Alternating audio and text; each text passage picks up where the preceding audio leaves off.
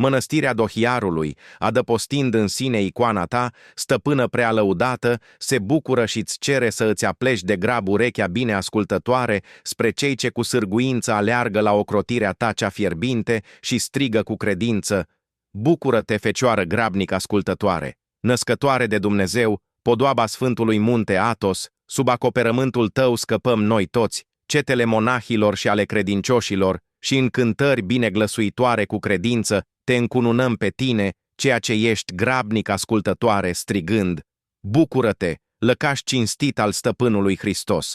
Bucură-te, sălaș luminat al Duhului Sfânt, Mângâietorul! Bucură-te, dulceață veșnică a îngerilor! Bucură-te, curățire sfințită a credincioșilor! Bucură-te, masă care porți hrana nemuririi! Bucură-te, pod care legi cerul și pământul! Bucură-te, râu de vindecări! Bucură-te, izvor de ape dumnezeiești! Bucură-te, vas plin de doctorii! Bucură-te, făclie care luminezi întunericul! Bucură-te, cea prin care se vindecă patimile! Bucură-te, cea prin care mulțimile se veselesc! Bucură-te, fecioară grabnic ascultătoare, adânc mare al curăției și temei al fecioriei fiind, cinstită stăpână, grabnic ascultătoare, arată-i iubitor de curăție pe cei ce totdeauna se închină cu credință neclintită chipului tău, întru tot sfânt, și strigă cu glasuri de bucurie: Aliluia! Tu ești lauda mănăstirii Dohiarului, sprijinitoare și ocrotitoare a cetei monahilor și ajutătoare a tuturor credincioșilor care se sârguiesc cu dragoste să cinstească chipul tău cel luminos, cea cu totul fără prihană, și să strige ție în cântări duhovnicești: bucură-te, podoaba Athosului! Bucură-te, izbăvitoarea poporului întristat! Bucură-te, împlinitoarea rugăciunii celor care cer har! Bucură-te, luminata bucurie a binecredincioșilor! Bucură-te, zid și întărire a cinstitei tale mănăstiri! Bucură-te, prea cinstită ocrotire a obștii tale! Bucură-te, grabnică sprijinitoare a Dohiarului! Bucură-te, dumnezeiască începătoare a creștinătății! Bucură-te, dezlegare a durerilor noastre! Bucură-te, scăpare de legăturile morții! Bucură-te, bucuria celor din necazuri! Bucură-te, stricătoare a necredinței! Bucură-te, fecioară grabnic ascultătoare!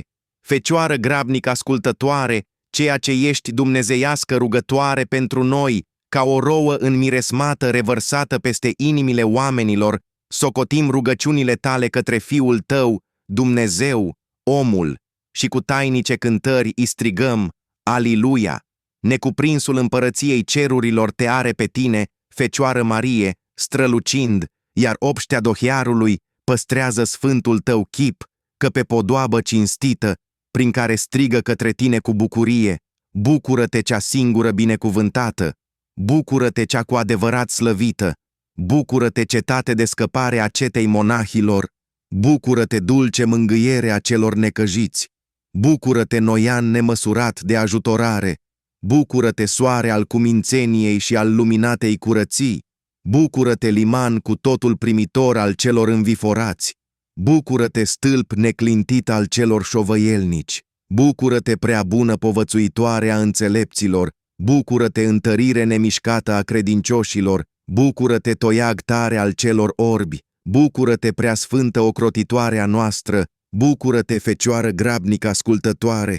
Sfânta ta icoană numită grabnic ascultătoarea îndepărtează neputința nenașterii de fii de la cei ce cu evlavie se apropie de ea și, prin dumnezeiască putere, dăruiește lumina negrăitei bucurii a bunei nașteri tuturor credincioșilor care luminat cântă lui Hristos. Aliluia! Cu puterea ta, fecioară, ai pedepsit oarecând pe neascultătorul monah Nil, lipsindu-l de vedere, dar după aceea, ascultând, stăpână rugăciunile lui stăruitoare, i-ai dăruit din nou lumina ochilor. Pentru aceasta strigăm ție cu bună îndrăzneală: bucură-te, nădejdea celor deznădăjduiți! Bucură-te, scăparea celor primejduiți pe mare! Bucură-te, tămăduirea bolnavilor de nevindecat! Bucură-te, răcorirea celor ce pătimesc în chip dureros! Bucură-te, floare împodobită cu felurite culori ale minunilor! Bucură-te, strălucire de aur a comorii virtuților! Bucură-te, ceea ce alungi bolile jimolipsitoare! Bucură-te, ceea ce vindeci neputințe cumplite, bucură-te, călăuză nerătăcită a oamenilor, bucură-te, temelie nezdruncinată a pământenilor, bucură-te, cea prin care vrăjmașii sunt biruiți, bucură-te, cea prin care stăpânesc cei binecredincioși. Bucură-te, fecioară grabnică ascultătoare! Obștea dohiarului, având icoana ta, prea curată, ca pe o dumnezeiască bogăție și comoară nejefuită, cu multă credință alergând înaintea ei în necazuri, primește binefacerile tale cu bucurie și luminat cântă Fiului tău, Aliluia! Să te văd, fecioară, în ceasul morții mele, alungând mulțimile demonilor și îndreptând sufletul meu pe cărarea mântuitoare, ce duce la lumina și la slava cea netrecătoare în ceruri, ca pururea luminat să strig ție, prea lăudată. Bucură-te, mireasa lui Dumnezeu celui mai înainte de veci! Bucură-te, maică a Fiului Său celui împreună fără de început! Bucură-te, ceea ce ne scoți din multe necazuri! Bucură-te, ceea ce ne izbăvești de cursele înșelătorului! Bucură-te, izvor ce reverși râuri de vindecări! Bucură-te, pat aurit și împodobit cu porfiră, văzut de proroci! Bucură-te, grabnică mângâietoare a robilor tăi! Bucură-te, sfântă sprijinitoare a cântăreților tăi! Bucură-te, ceea ce oprește asupririle vrăjmașilor! Bucură-te, ceea ce risipești norii primejdiilor! Bucură-te, dezlegarea cumplitelor neputințe! Bucură-te, înfrumusețarea sufletelor noastre! Bucură-te, fecioară grabnic ascultătoare! Maică grabnic ascultătoare, prin mijlocirea ta ai vădit pe cei ce au furat banii aproapelui și de grab i-ai adus înapoi celui păgubit, care a cântat în psalmii dumnezeiești, Aliluia! În chip luminat strălucește apusul, răsăritul, miază noapte și miază zi, fecioară grabnic ascultătoare, cu lumina darurilor tale celor nemai văzute, pe care le dăruiești tuturor celor ce te cheamă cu credință și cu glasuri pline de veselie, strigă ție. Bucură-te, cea înfrumusețată în chip cinstit! Bucură-te, cea împodobită în chip minunat! Bucură-te, caldă scăpare a monahilor! Bucură-te, izbăvitoare a celor primejduiți în viață! Bucură-te, mijlocitoare a pământenilor păcătoși! Bucură-te, ceea ce ne apropii pe toți de Dumnezeu! Bucură-te, ceea ce zdrobești răutatea nelegiuiților! Bucură-te, ceea ce alungi năvălirea lăcustelor! Bucură-te, ceea ce scapi pe credincioși de nenorociri! Bucură-te, ceea ce pe noi ne izbăvești de patimi! Bucură-te, vas prea frumos, plin de mirul cuvântului! Bucură-te, ocrotitoare obștească a lumii! Bucură-te, fecioară grabnic ascultătoare! Ceea ce ești făclie purtătoare de lumină a obștii dohiarului, alungă de grab întunericul trândăviei de la noi, cei ce cu credință ne sârguim să ne închinăm chipului tău, curată grabnic ascultătoare, care ne îndeamnă să cântăm lui Dumnezeu, Aliluia! Pe un tânăr l-ai izbăvit oarecând de tâlhari, că arătându-te ca o maică iubitoare, într-o noapte l-ai chemat fecioară și cu ajutorul harului l-ai scăpat, făcându-l să-ți înalțe cântări ca acestea. Bucură-te, ocrotitoare a tinerilor! Bucură-te, bucurie a tuturor a creștinilor! Bucură-te, laudă dumnezeiască a mamelor! Bucură-te, strălucirea sfinților îngeri! Bucură-te, turn neclintit de ocrotire al credincioșilor! Bucură-te, floare prea înmiresmată a sfințeniei! Bucură-te, ceea ce zdrobești capul șarpelui celui nevăzut! Bucură-te, ceea ce faci să înceteze neînfrânarea tâlharilor! Bucură-te, făcătoare de minuni prin icoana ta! Bucură-te, rai plăcut al curăției! Bucură-te, ceea ce ne scapi de gheena! Bucură-te, izbăvitoare de toată stricăciunea! Bucură-te, fecioară grabnic ascultătoare! Fecioară cinstea mănăstirii dohiarului! Tu ești mijlocitoare pentru cei străini mai presus de cuvânt, că, în chip minunat, ai deschis ochii pruncului orb, care era cuprins de boală molipsitoare, și pe rudeniile acestuia le-ai ridicat spre lauda lui Hristos, Fiul tău, căruia l-au cântat, Aliluia! Toată nădejdea mea spre tine o pun cu credință, grabnic ascultătoare strigând, nu trece cu vederea rugăciunile mele, ci potolește durerea sufletească, stăpână, că tu ai oprit oarecând sângerarea monahului care striga ție. Bucură-te, făclie luminoasă a ziditorului, bucură-te, cămară strălucitoare a cuvântului, bucură-te, podoabă a mănăstirii ocrotite de arhanghelii, bucură-te, laudă a puterilor celor fără de materie, bucură-te, alungare a cumplitelor boli molipsitoare, bucură-te, întărire a tuturor creștinilor neputincioși, bucură-te, luminată călăuzitoare a celor rătăciți, bucură-te, ocrotitoare a celor deznădăjduiți și osteniți, bucură-te, ceea ce oprești războaiele, bucură-te, izvor al tămăduirilor, bucură-te, de plină bucurie a sufletului meu, bucură-te, făclie luminătoare a vieții mele, bucură-te, fecioară grabnic ascultătoare. Toate cetele oamenilor și ale îngerilor te laudă cu sfințite glasuri, împodobitoarea mănăstirii Dohiarului, ca pe o fântână de minuni cu adevărat neîmpuținată, care adăpi pe cei ce cad înaintea icoanei tale cu dragoste și cântă pururea lui Dumnezeu.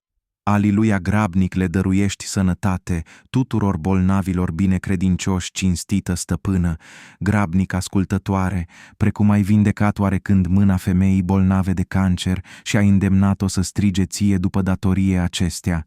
Bucură-te, tămăduitoare de boli grele, bucură-te, dumnezeiesc acoperământ al lumii, bucură-te, ceea ce deschizi urechile celor surzi, bucură-te, ceea ce păzești pe iubitorii de curăție. Bucură-te că toată firea se supune poruncii tale. Bucură-te că la semnul tău încetează viforul furtunii. Bucură-te, împlinitoare a cererilor celor binecredincioși.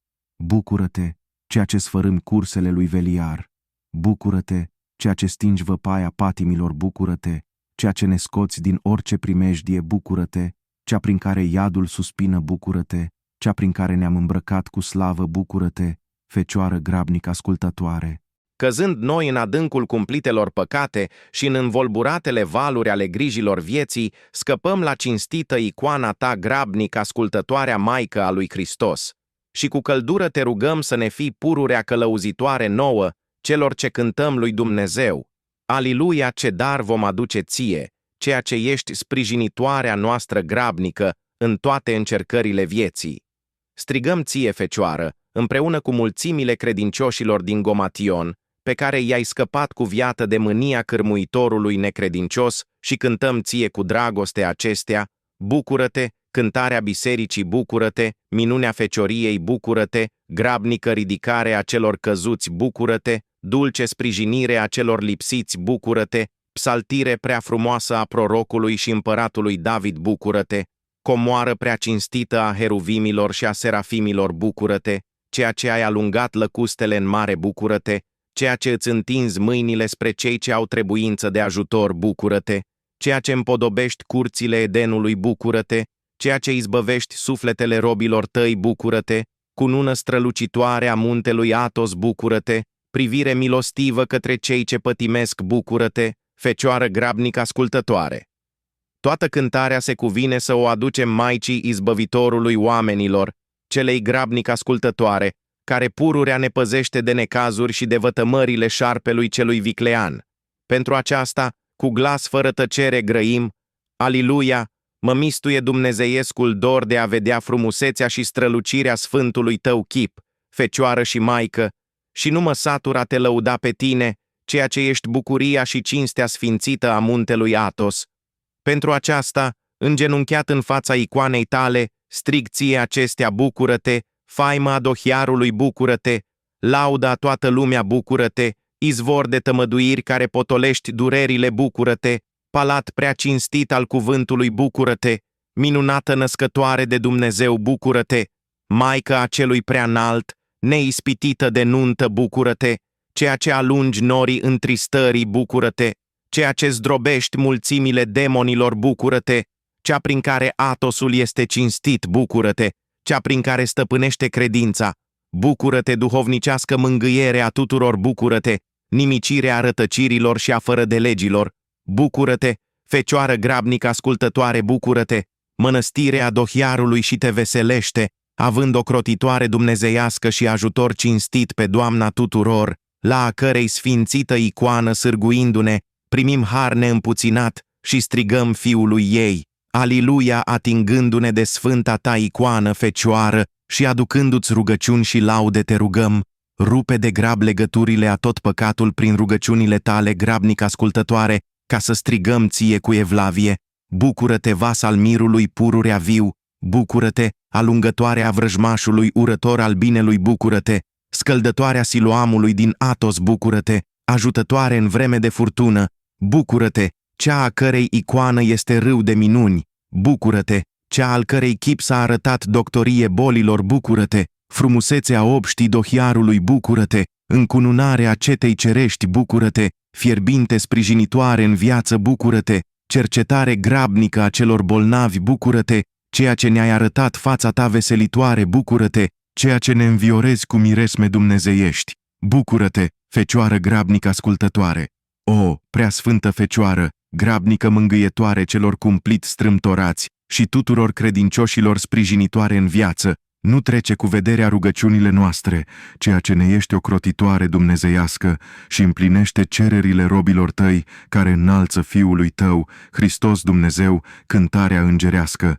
Aliluia, o, preasfântă Fecioară, grabnică mângâietoare celor cumplit strâmtorați și tuturor credincioșilor sprijinitoare în viață, nu trece cu vederea rugăciunile noastre, ceea ce ne ești ocrotitoare dumnezeiască și împlinește cererile robilor tăi, care înalță Fiului tău, Hristos Dumnezeu, cântarea îngerească.